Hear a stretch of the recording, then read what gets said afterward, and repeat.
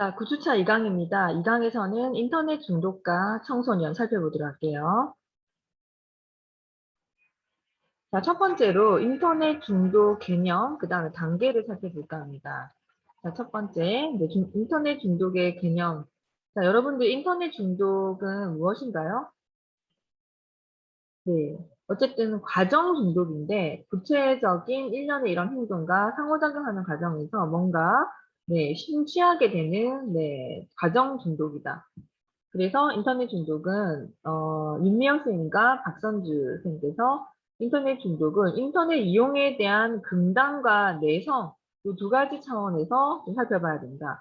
그래서 인터넷을 사용하지 않았었을 때 뭔가 긍당 현상, 내성 현상이 동반되면 우리는 이것을 인터넷 중독으로 본다. 그래서 이럴 때 자기 통제 능력을 상실하고 일상생활까지 뭔가 장애가 발생하는 것을 우리는 인터넷 중독이라고 합니다. 그럼 이러한 인터넷 중독의 단계는요? 아래 표를 보시면 자, 첫 번째 정구적인 증상 단계가 있고요. 그 다음에 진행성 증상, 그 다음에 중대한 위기 증상, 그다음에 만성적 증상 이렇게 되어 있죠. 그래서 이 단계별로 하나씩 살펴보겠습니다. 자, 인터넷 중독에서 어떻게 보면은 이제 가장 낮은 단계. 자, 구체적인 이 정구적인 증상의 내용은 마음의 안정을 찾기 위해서 정기적으로 인터넷을 사용합니다. 인터넷 사용에 대한 약간 내성이 증가하는 단계를 우리는 정구적 증상 단계라고 보고 있고요. 자, 그 다음 단계. 자, 이제는 진행성 증상입니다. 보시면 계속 인터넷에 이제 사용하고 이제 중독되다 보니까 학업 성적이 떨어집니다. 가족 구성원과도 갈등이 발생하고요. 지속적인 시간 왜곡을 경험합니다. 내가 몇 시간 동안 했지? 또 까먹게 되고, 자, 어떤 뭐 학원을 가야 되는 시간, 이런 타임 다 놓치게 된다는 거죠. 인터넷을 사용하고 싶은 욕구를 경험을 합니다. 그다음에 가족과 보내는 시간이 줄어들고, 모든 인간관계가 아주 멀어지는 단계. 인터넷을 하기 위해서 오히려 일을 미루거나 시간, 친구, 약속 다 포기하게 됩니다. 처음 의도했던 것보다 인터넷 사용 시간이 항상 늘어나는 단계를 우리는 진행성 증상 단계. 그 다음 2단계가 좀 더 지나치면 중대한 위기 증상이 나타나는데요. 친구 만나기를 이젠 꺼리고 사람 자체를 피합니다. 밖에 나가기를 꺼리고 자 밤새 그러니까 몇 시간 동안 이제 게임을 하는 친구들 인터넷 하는 애들 보죠. 자나깨나 인터넷 할 생각만 합니다. 밥을 먹으면서도 그냥 끼니도 그러니까 거를 거르면서 인터넷 하면서 그 컵라면 먹는 애들 저기 뉴스에 보셨죠? 이런 증세. 인터넷 사용을 억제하려고 하지만 반복적으로 실패합니다. 타임아웃을 해도 안 된다는 거예요.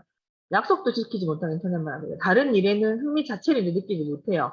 식욕도 없어지고 나중에는 눈, 이렇게 어깨, 모든 이런 그 건강 자체가 나빠지는 단계. 인터넷을 방해받으면 갑자기 심한 화를 냅니다. 못하게 하면 인터넷을 한번 시작하면 그만두기 어렵고요. 그래서 밤새는 일이 잦고 이런 만족을 얻기 위해서 더 자극적인 인터넷 매체를 찾게 되는 현상이 바로 중대한 이제는 이제 위기 상태입니다. 위기 증상. 자, 이 증상이 이제 지속되면은 결국에는 마지막 단계, 치료의 단계까지 가야 되는 만성적 증상의 단계로 가게 되는데요. 이때는 인터넷 사용하지 않는 동안에도 무의식적으로 컴퓨터를 하고 있는 꿈까지 꾸는 상태. 강박적으로 인터넷 사용을 반복하고요. 인터넷 사용하지 않으면 이제는 병에 시달립니다. 우울증, 불안, 초조감. 그다음에 부모에게 반항을 하거나 결국에는 이제 가출을 하게 되는 단계까지. 수업 시간에도 게임 소리가 계속 이제 귀를 맴도는 거. 대부분의 시간에 인터넷을 사용하는데 24시간 잠자는 시간 외에는 다 보낸다는 거. 만족감을 얻기 위해서는 더 오랜 시간 동안 인터넷을 중독적으로 사용하는 단계를 우리는 만성적 증상 단계라고 볼 수 있습니다. 자, 이러한 인터넷 중독 유형을 보시면요. 인터넷 중독은 이런 중독 행동 양식에 따라서 몇 가지로 구분하는데 학자들마다는 약간 다른 의견이 있습니다. 자, 영이 주장하는 바로는 자, 사이버 섹스 중독이 있습니다. 이것은 사이버 포르노를 보고 성인 채팅방을 통해서 사이버 섹스에 몰입하는 거. 이거를 이제 중단하고 나면 안 되는 단계. 그쵸? 그래서 몰입까지 하게 되는 거. 그 다음에 사이버 관계 중독. 자, 일상생활에서는 친구, 가족을 대체할 수 있는 채팅에 몰입해서 일반적인 친구 관계, 또래 관계 안 되는 거죠. 온라인상에서의 친구 관계에 중독되는 거. 그 다음에 충동적인 인터넷 이용, 자, 온라인 도박이라든지 경매, 그 다음에 강박적인 온라인 거래 등 인터넷 중독의 유형이 바로 충동적인 인터넷 이용. 그 다음에 정보 가부화. 이것은 이제 웹서핑이라든지 자료조사에 계속 중독되는 거, 반복되는 거. 그 다음에 컴퓨터 중독. 강박적인 게임이라든지 컴퓨터 프로그래밍 분야에 이제 묶어서 우리는 중독의 한 영역을 컴퓨터 중독이라고 보죠. 이러한 인터넷 중독의 주요 요인은 무엇일까요? 보시면 네, 환경적인 이제 요인, 그다음에 심리적인 내면적인 요인, 그다음에 인터넷 자체의 특성, 개인적인 요인으로 살펴볼 수 있는데요. 자, 첫 번째 인터넷 중독이 왜 되는가? 환경적인 요인입니다. 가정 환경, 가족 관계 안 돼요. 근데 부모 양육 태도에 애가 맞지 않아요. 그럼 뭡니까? 자연스럽게 이제 가정 환경 속에서 소통하려고 하는 것이 아니라 인터넷으로 들어간다는 거죠. 학교 환경 자체에서도요, 네, 친구 관계, 그 다음에 선생님과의 관계 이런 거 다 못 만나지 않은 애들. 그다음 사회 환경조차도 대인관계에서 약간 공포증, 대면하는 것에 대한 불안감을 느끼는 애들. 사회적인 스트레스, 그다음에 밖을 나가기 싫어하는 이런 애들. 그다음에 대한 놀이 문화 부족, 그다음에 건전한 정보 문화 미형성. 밖에 나가서 노는 거 재미없다라는 애들. 인터넷 속에 빠지게 되는 거. 코로나 지금 사태 상황이 일어나면서 이런 환경적인 요인으로 인한 인터넷 중독 청소년들이 급증하게 늘어나고 있다는 거. 주의해서 살펴보셔야 될 거고요. 이런 그 다음에 두 번째 요인은 심리적인 요인입니다. 우울감에 있는 애들, 외로움, 충동성, 자기 통제력이 안 되는 애들, 무력감, 자극 추구 성향을 가진 특성들이 인터넷 중독을 일으킨다. 네, 인터넷 자체의 특성이 있습니다. 이 안에 보시면 좀 이용이 편리해요. 그냥 클릭만 하면 되는 거예요. 근데 익명성이 보장되기 때문에 어떤 얘기도 할 수 있어요. 관계가 빠르게 급진할 수밖에 없겠죠. 사회적인 특성 보시면 사회적으로 지지, 그 다음에 사이버 인간관계 형성이 요즘에 이제 트렌드 추세이다 해서 이런 인터넷 매체의 이런 용이성 때문에 인터넷 중독으로 가게 되는 이런 영향이 굉장히 높다. 개인적인 요인은요. 인구 통제학적인 요인에서 네, 성별, 남자아이들이 좀 더 강하다. 인터넷 중독에 될 확률이 높다. 이런 특성을 가지고 있다. 그러니까 교육 수준이 낮을수록, 그렇죠? 그 다음에 어떤 특정한 직업군에서 인터넷 중독이 많더라. 뭐 이런 특징들 볼 수 있고요. 중독에 취약한 유전적, 뭔가 기질적인 요인, 통제가 잘 안 되는 아이들. 그 다음 인터넷 그 사용 특성, 어렸을 때부터 엄마가 통제하지 않았다든지 이런 것들로 인해서 사용기간, 사용시간, 에 관련된 것들이 바로 영향을 미치더라.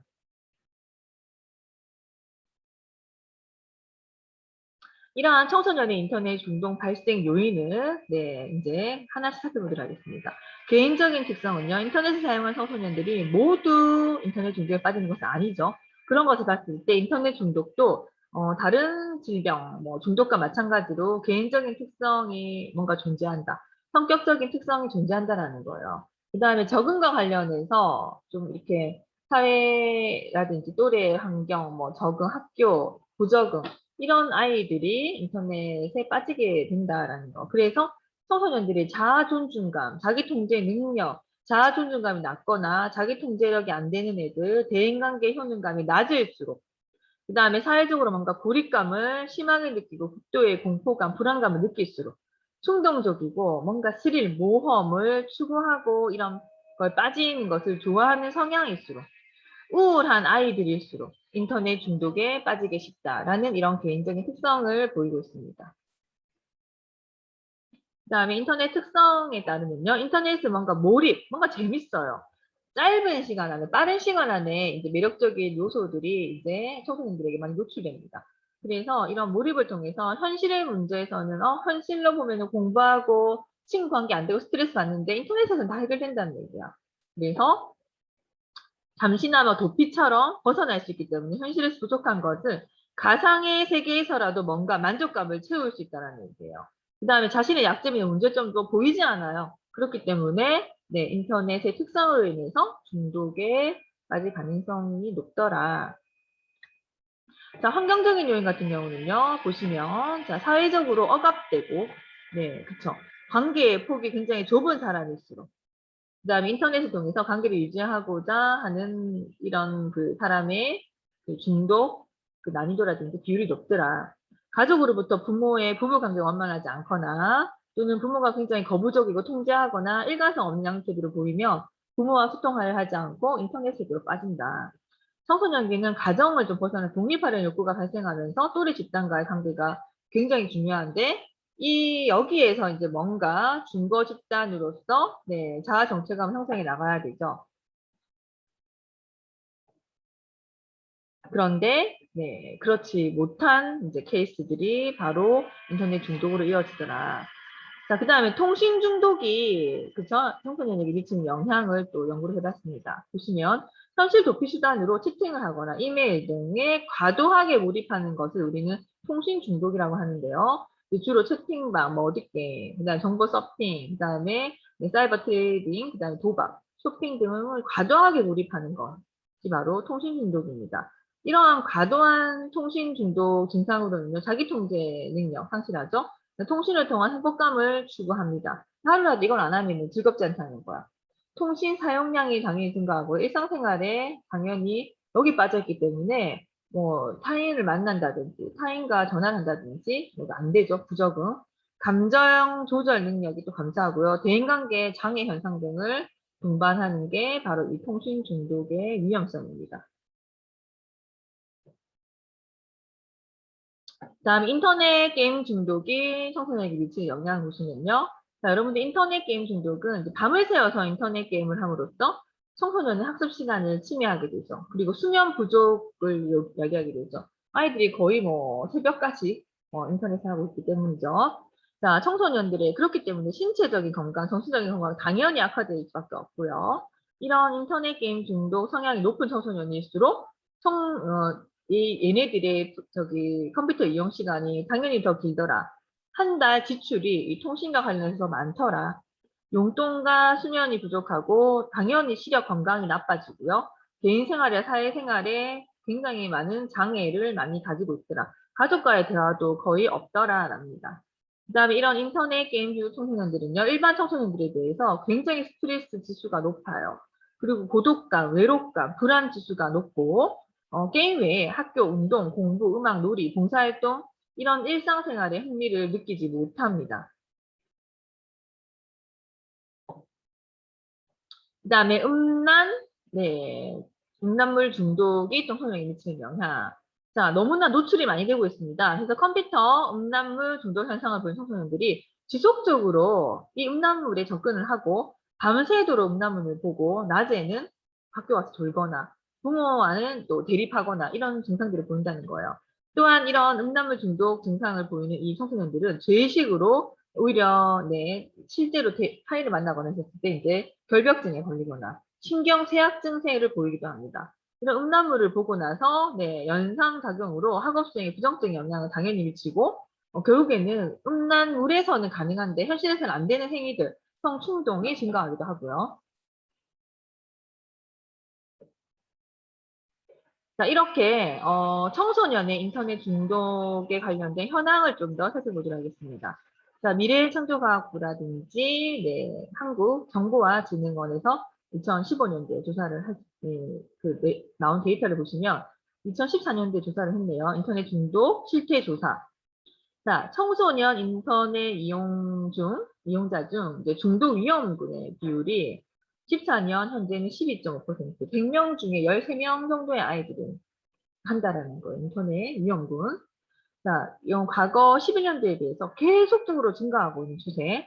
그다음 인터넷 중독 위험군 청소년들의 가족 특성을 봤더니 일반 사용자 애들보다도 부모의 이해도라든지 칭찬 못 받고요. 믿음이 없고 고민을 논의하고 경청하는 정도, 관심이 굉장히 낮은 등 가족 관계 친밀도가 낮더라는 특징이 있어요. 그러니까 이거를 가족과 이런 것들을 만족해야 되는데 인터넷으로 하고 있다는 거.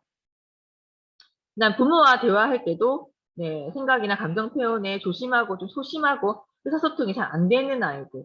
그다음 부모 의사소통 시간도 굉장히 짧은 아이들이 바로 인터넷 중독 고위험군의 아이들일 가능성이 높더라는 겁니다.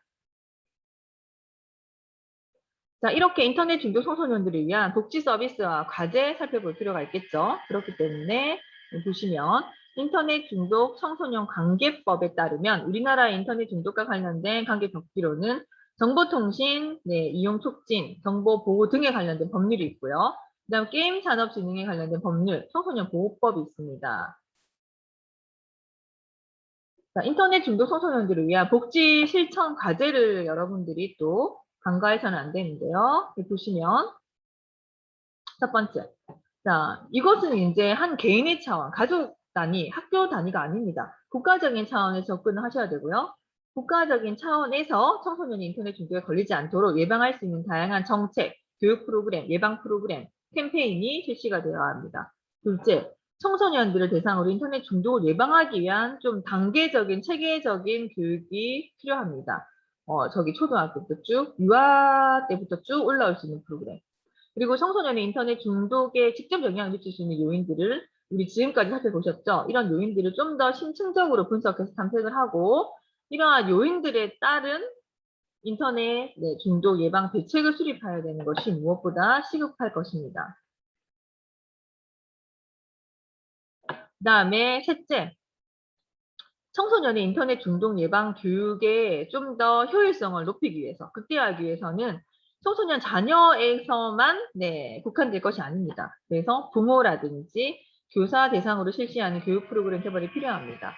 그 다음에 넷째, 청소년을 대상으로 한 이제 인터넷 중독 상담이라든지 그렇죠, 인터넷 중독 치료에 대한 서비스는 인터넷 중독 청소년들을 위한 복지 실천에서 매우 중요한 부분이기 때문에 이미 자녀가 또는 청소년이 그 단계에 갔다 그러면 상담 치료를 통해서 빨리 일반 청소년을 복귀를 할 수 있도록 도와주셔야 되겠죠. 자, 이러한 청소년의 인터넷 중독 예방 10대 수칙이 나와 있는데요. 우리 그거 참고하시고요. 첫 번째, 컴퓨터는 가족이 공유하는 장소에 둡니다. 그래서 청소년이 몰입하거나 장시간 사용한다는 것을 이렇게 체크를 하셔야 되겠죠. 방과후 할 일을 먼저 하고 컴퓨터를 켜도록 지도를 하셔야 되겠습니다. 그 다음에 학습을 위한 인터넷 사용량을 늘립니다. 하루 컴퓨터 사용 시간을 정해서 그 시간을 지키도록 합니다. 인터넷에 1시간 이상 머물지 않도록 하고요. 컴퓨터 사용 시간과 내용을 이제 기록할 수 있게끔 지도를 하시고 유해 정보로부터 의심되면 열지 않고 삭제하는 습관을 기르도록 합니다. 인터넷을 할 때는 식사나 군것질, 그러니까 뇌가 뭔가를 활동을 하면서 음식을 먹는다는 통제가 안 되죠. 뭐 이런 것들 군것질 하지 않도록 하고요. 인터넷 때문에 취침 시간 넘기지 않도록 합니다. 그 다음에 다른 취미나 운동, 문화 활동을 가족과 함께 즐길 수 있도록 하고요. 네, 2강 수강하신다고 너무 수고 많으셨습니다.